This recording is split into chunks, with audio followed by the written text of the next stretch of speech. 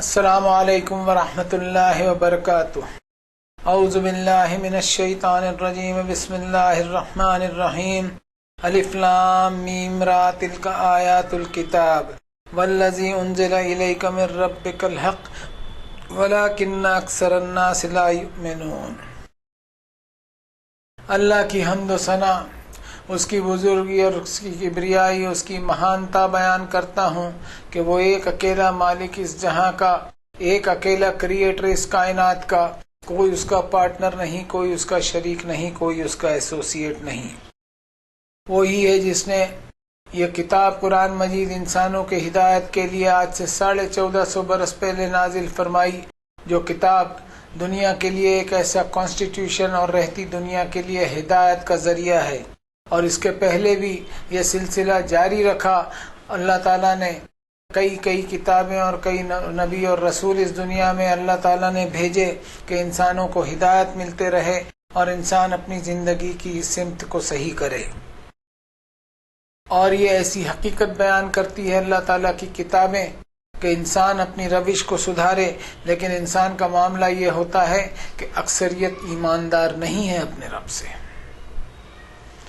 اللہ تعالیٰ چاہتے ہیں کہ اس دنیا کی 60 70 75 سال کی جو زندگی ہے اس میں انسان جیون ایسا گزارے کہ وہ اپنے آپ سے ایماندار بن جائے، اپنے رب سے ایماندار بن جائے، اپنے رب کی نازل کی ہوئی کتاب کے ساتھ ایماندار بن جائے، اور یہی وہ ایمانداری ہوگی جو اس کو ہمیشہ کی آخرت میں اس کو کامیابی اس کو وہاں مل سکتی ہے۔ ہدیہ درود و سلام پڑھتے ہیں ہم جناب محمد الرسول اللہ صلی اللہ علیہ وسلم پر۔ اللہم صلی علی محمد عبدک و رسولک النبی الامی الذی جاء بالہدی والفرقان۔ وہ نبی جنہوں نے یہ کتاب دنیا انسانیت کو سونپی۔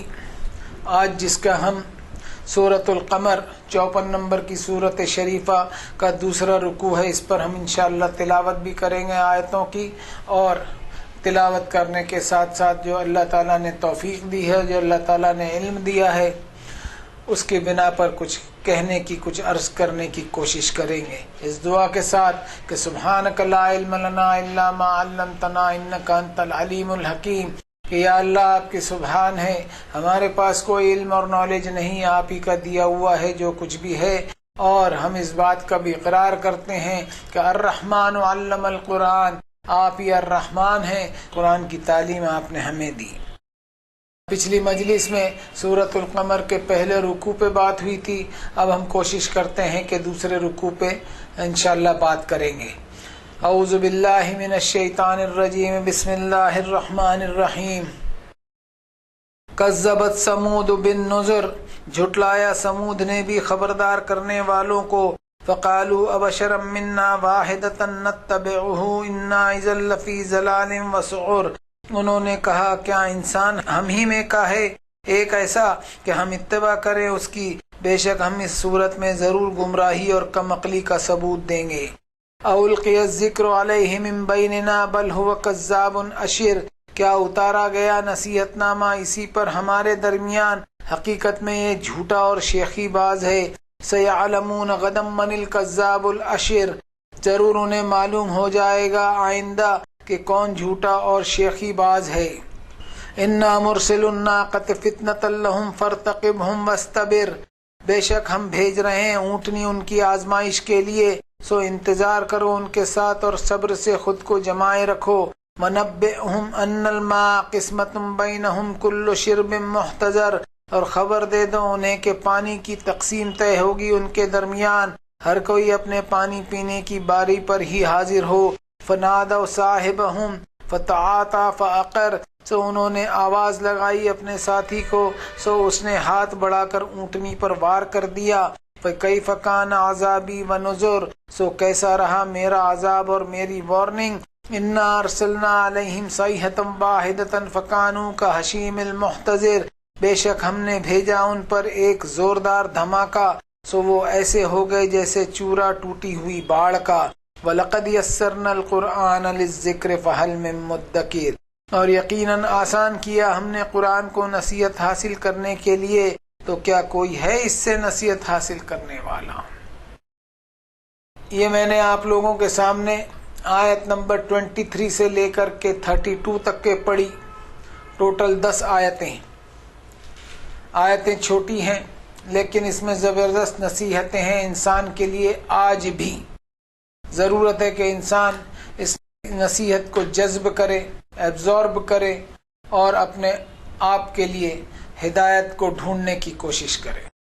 پچھلے رکوع میں حضرت نوح علیہ السلام کی قوم اور حضرت ہود علیہ السلام کی قوم کا تذکرہ تھا.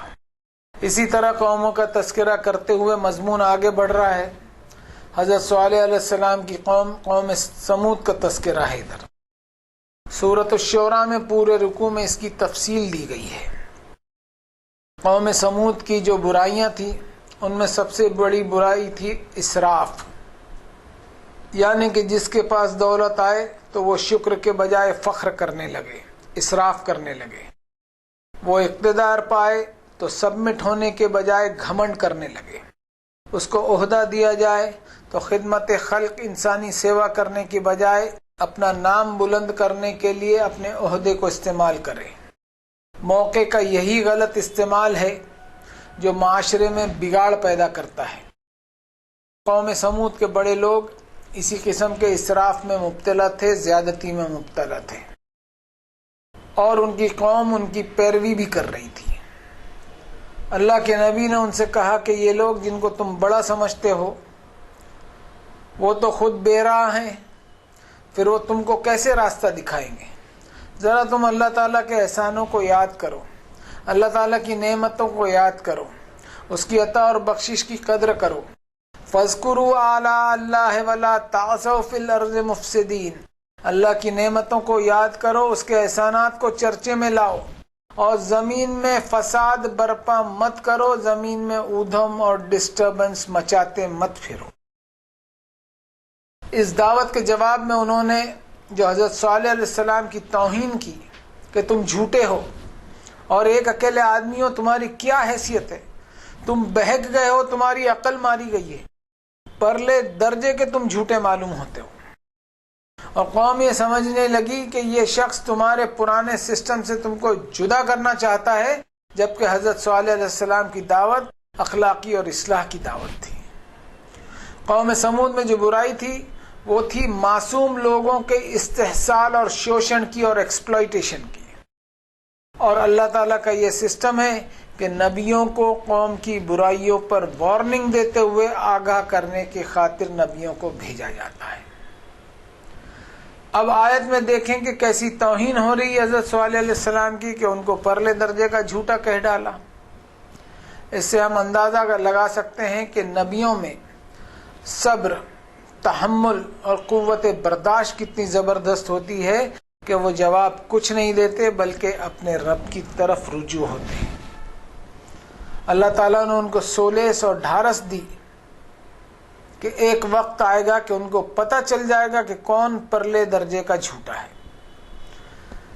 پھر اللہ تعالیٰ نے قوم پر کچھ ایسی بندشیں لگا دی جن سے ان کا دن کا چین اور رات کا سکون بگڑ گیا. جبکہ حضرت صالح علیہ السلام کی دعوت میں یہ بات شامل تھی کہ قال یا قوم لم تستعجلون بالسیئۃ قبل الحسنہ لولا تستغفرون اللہ لعلکم ترحمون. کیوں تم جلدی کرتے ہو بھلائی کے پہلے برائی کی؟ کیوں نہیں تم معافی مانگتے اللہ سے یا مغفرت مانگتے اللہ سے کہ تم پر رحم کا معاملہ کیا جائے؟ قوم نے استغفار کرنے سے اس لیے انکار کیا کہ انہیں اپنے گناہ کا احساس بھی نہ رہا. ان کا ضمیر اتنا مردہ ہو چکا تھا کہ حضرت صالح علیہ السلام نے انہیں ان کی برائیاں بتائی کہ تمہارے معاشرے میں شرک جو ہے وہ عام بات ہو گئی ہے. انسان ایک معمولی سے اگر بھی شرک کرتا ہے تو اللہ تعالیٰ کی توہین کرتا ہے. پھر تمہیں اپنے فن اور اپنے علم پر ناز ہے اور فخر ہے.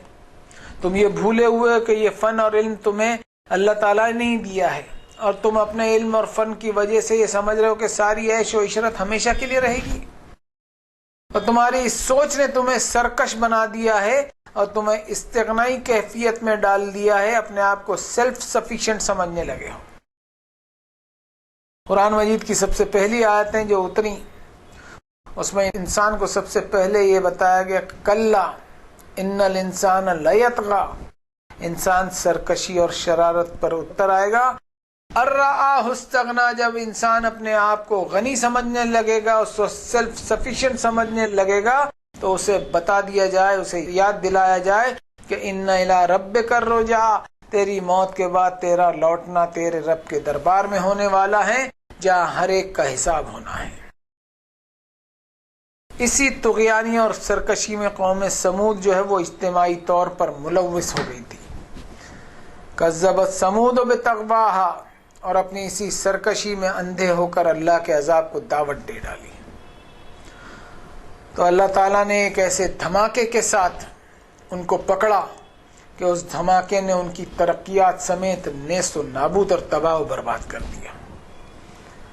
اس عذاب کے آنے کے پہلے 3 دن کی وارننگ نوٹس دی گئی تھی، جس کا تذکرہ سورۃ الشورى میں ملتا ہے۔ فَعَقَرُوهَا فَقَالَ تَمَتَّعُوا فِي دَارِكُمْ 3 أَيَّامٍ ذَلِكَ وَعْدٌ غَيْرُ مَكْذُوبٍ۔ حضرت صالح نے کہا کہ اپنے گھروں میں اب 3 دن تک فائدہ اٹھا لو، یہ عذاب کا وعدہ ہے کہ اس کو کوئی جھٹلا نہیں سکتا اور کوئی ٹال نہیں سکتا۔ اب اللہ کا عذاب ایسا آیا کہ کئی سالوں کی، کئی عرصوں کی ترقیاں کچھ ہی منٹوں میں ڈھیر ہو گئی۔ عذاب آنے کے بعد حضرت صالح علیہ السلام نے غم اور افسوس کا اظہار کیا، جو ہر نبی کی سنت رہی ہے کہ ہر نبی اپنی قوم کے خیر خواہ ہوتے ہیں۔ اللہ تعالیٰ نے ان کی اس کیفیت کو یوں بیان فرمایا، فَتَوَلَّ عَنْهُمْ وَقَالَ يَا قَوْمِ لَقَدْ أَبْلَغْتُكُمْ رِسَالَةَ رَبِّي وَنَصَحْتُ لَكُمْ۔ عذاب کے فیصلے کے بعد حضرت صالح ان سے نا امید ہو کر پلٹے اور کہا، اے میری قوم، میں نے تم تک اللہ کا پیغام پہنچا دیا، تمہارا بھلا ہی چاہا، میں نے کوئی برا نہیں چاہا، میں نے ہر ممکن طریقے سے تمہیں راہ ہدایت پر لانے کی پوری کوشش کی، اپنے قول، عمل اور نیت سے تمہارا خیر خواہ رہا میں، لیکن تم نے مجھے پہچانا ہی نہیں کہ میں تمہارا کتنا بڑا ویل وشر ہوں، کتنا بھلا چاہنے والا ہوں۔ وَلَٰكِن لَّا تُحِبُّونَ النَّاصِحِينَ، مگر تم لوگ اتنے ہٹ دھرم نکلے کہ اپنا بھلا چاہنے والے کو ہی ناپسند کر ڈالا۔ تمہاری فطرت نہ حق کی طالب تھی، نہ اسے قبول کرتی تھی، اس لیے تم اس دردناک عذاب کا شکار ہو گئے، جس میں تم ہمیشہ ہمیشہ کے لیے مبتلا رہو گے۔ اب ہم سوچیں کہ وقت کے نبی اپنی قوم کو دنیا کی سزا سے بچا نہیں سکتے تو آخرت کے عذاب سے کیسے بچا سکیں گے؟ اب حضرت صالح علیہ السلام کی قوم کے واقعے کو مختصر میں بیان کر کے اللہ تعالیٰ نے فرمایا، وَلَقَدْ يَسَّرْنَا الْقُرْآنَ لِلذِّكْرِ فَهَلْ مِن مُدَّكِرٍ، اور یقیناً آسان کیا ہم نے قرآن کو نصیحت حاصل کرنے کے لیے، تو کیا کوئی ہے اس سے نصیحت حاصل کرنے والا؟ اب حضرت صالح علیہ السلام کے اس واقعے میں آج کے دور میں کیا ہمیں نصیحت نہیں ملتی ہے؟ حضرت صالح علیہ السلام کی قوم یعنی قوم سمود میں استحصال اور شوشن بڑا عام تھا، ایکسپلائٹیشن بڑا کامن تھا۔ آج ہمارے ملک میں بھی یہی کچھ دیکھنے کو ہمیں مل رہا ہے۔ سماج کے اثردار لوگ، چاہے سرکاری افسر ہوں، حکومت کے اعلیٰ عہدیدار ہوں، سیاسی لیڈر ہوں، بڑے بڑے پیسے والے کارپوریٹ ہوں، کہیں نہ کہیں کسی نہ کسی طور پر اندرونی ساٹھ گاٹھ کیے ہوئے ہوتے ہیں۔ آئے دن سوئس بینک کے بارے میں چرچائیں ہوتی رہتی ہیں کہ اس بینک میں دنیا بھر کی رقمیں جمع ہوتی ہیں۔ اخباروں کے مطابق اس بینک میں تقریباً آدھی رقم ہندوستان کے لوگوں کی ہے۔ اب ہم سوچیں کہ یہ رقمیں کن لوگوں کی ہو سکتی ہیں؟ اس ملک میں ایک طرف غریبی کا رونا رویا جاتا ہے، دوسری طرف سوئس بینک میں ٹھگوں کی دولت کے انبار پڑے ہیں، اور ان ٹھگوں کی جب موت ہوئی تو ان میں سے ایک بھی سوئس بینک سے اپنی رقم واپس لے کر نہیں جا سکا۔ اس دنیا میں جب آئے تھے تو خالی ہاتھ آئے تھے، لیکن انسان یہ سمجھتے ہوئے جیون گزار رہا ہے کہ خالی ہاتھ نہیں جائے گا۔ یہ قرآن مجید کا اعجاز ہے کہ اس میں بیان کی گئی مثالیں ہر دور میں اپلائی ہوتی ہیں، ہر دور میں اپلائی ہوتی ہے۔ اب آگے چلتے ہیں، جس میں مضمون کا رخ حضرت لوط علیہ السلام کی طرف ٹرن ہو رہا ہے۔ کذبت قوم لوط بالنذر، جھٹلایا لوط کی قوم نے بھی خبردار کرنے والوں کو، انا ارسلنا علیہم حاسبا الا آل لوط نجیناہم بسحر، بے شک ہم نے بھیجی ان پر آندھی سوائے آل لوط کے، بچا لیا ہم نے انہیں سحر کے وقت، نعمتا من عندنا کذالک نجزی من شکر، بطور نعمت ہماری جانب سے، اسی طرح ہم انعام دیتے ہیں اسے جو شکر گزاری کرے۔ وَلَقَدْ أَنذَرَهُمْ بَطْشَتَنَا فَتَمَارَوْا بِالنُّذُرِ، اور یقیناً لوط نے خبردار کیا تھا انہیں ہماری پکڑ سے، لیکن انہوں نے شک کیا ہماری وارننگز میں۔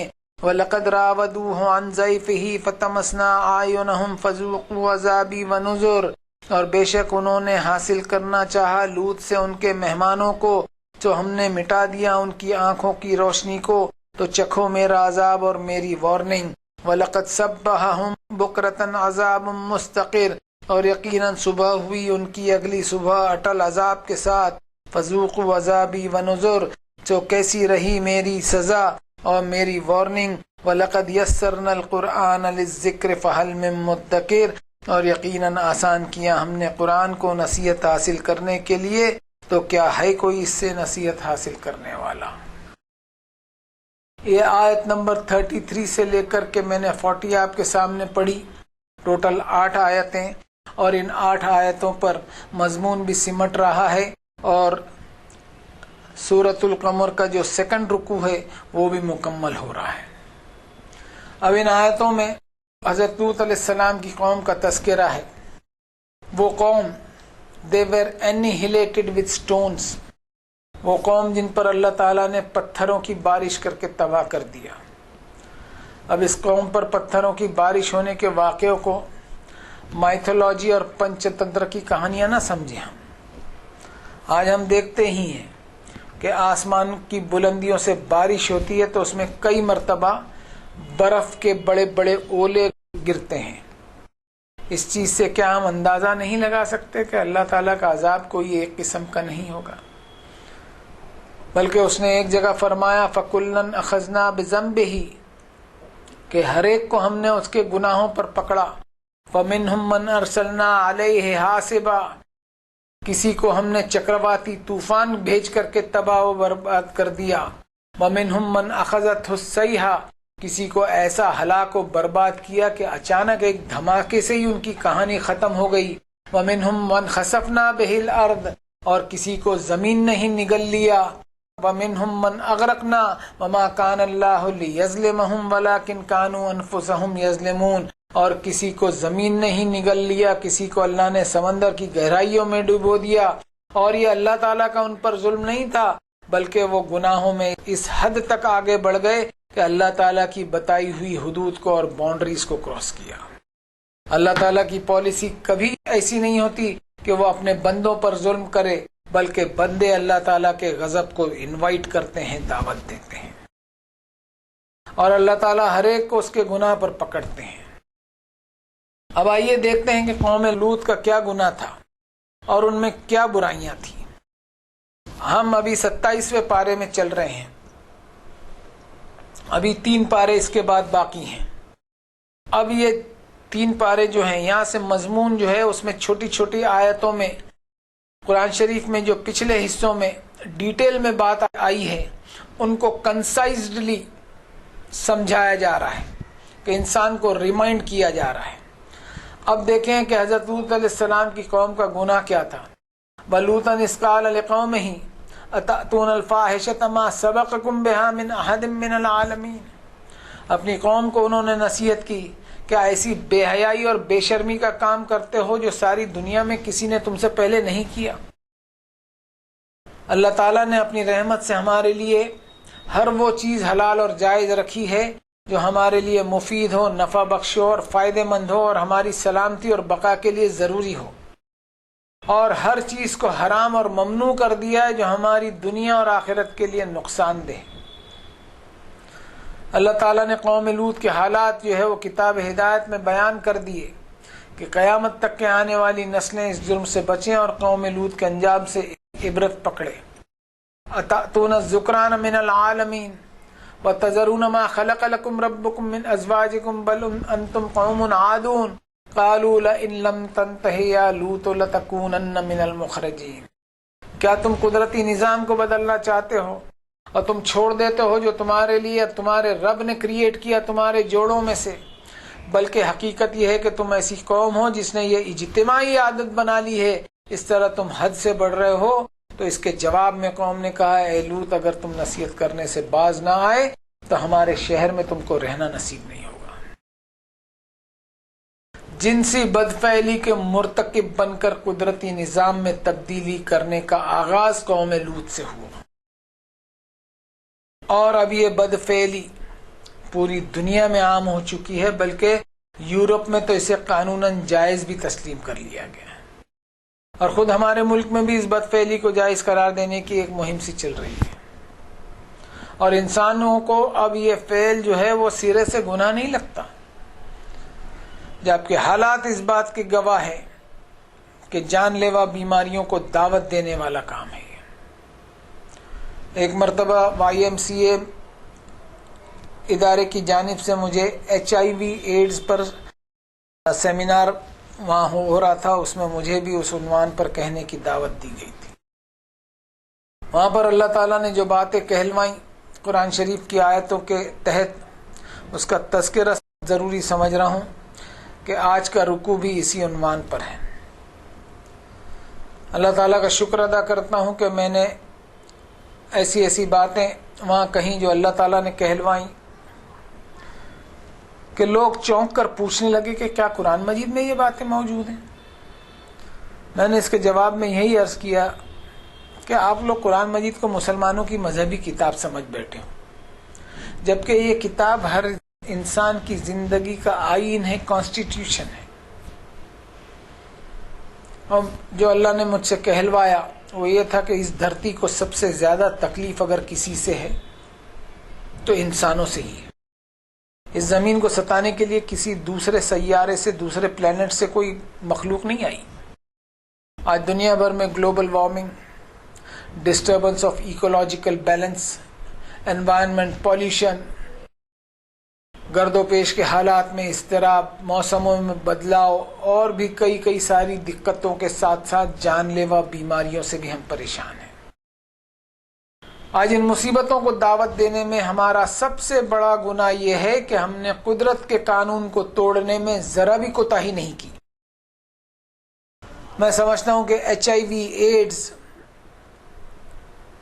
ایسی جان لیوا بیماری میں بھی ہمیں اس بات کو قبول کرنا ہوگا کہ ہم قدرت کے خلاف عمل کر رہے ہیں. اس دنیا میں سنسار کے مالک نے ہر چیز کو جوڑوں میں پیدا کیا ہے، جس کا تذکرہ ہمیں قرآن میں ملتا ہے. وَمِن كُلِّ شَيْءٍ خَلَقْنَا زَوْجَيْنِ لَعَلَّكُمْ تَذَكَّرُونَ. ہر چیز کو ہم نے اس دنیا میں جوڑوں میں، پیرز میں پیدا کیا ہے. میل اینڈ فیمیل کے قدرتی سسٹم میں انسانیت کے لیے سبق ہے. نکاح کے ذریعے میل اینڈ فیمیل کے ملاپ میں ہی زندگی کی نشانی ہے. اچھا، اس سے آگے بڑھ کر ہم پھلوں میں، پھولوں میں اور پیڑ پودوں میں بھی ہم نے جان لیا ہے کہ ان میں بھی نر اور مادہ ہے. اور آج کے ایگریکلچر اور ہارٹیکلچر میں اس کا بہت دھیان بھی رکھا جاتا ہے. اسی قدرتی سسٹم سے آج دنیا کی اتنی بڑی آبادی کو اناج، سبزیاں اور پھل فروٹ وغیرہ مل رہے ہیں. اگر اس قدرتی طریقے میں کوئی تبدیلی کی جائے گی تو دنیا کے کروڑوں انسان ان ساری چیزوں سے محرومی کا شکار ہوں گے. اور اسی قدرتی سسٹم سے ہی زندگی ہے، ورنہ ویرانی ہے. انسانی آزادی کے نام پر ایسا لگتا ہے کہ ہم اتنی زیادہ آزادی حاصل کرنے میں لگ گئے ہیں کہ قدرتی قانون سے بھی ہم آزاد ہونے لگے. انسان کی خواہش کا احترام، ادب کرنا چاہیے، ضرور کرنا چاہیے، میں مانتا ہوں اس بات کو. لیکن انسان کی خواہش کی کوئی حد تو مقرر کرنی ہوگی، ہمیں کوئی لمٹ تو ہونی چاہیے.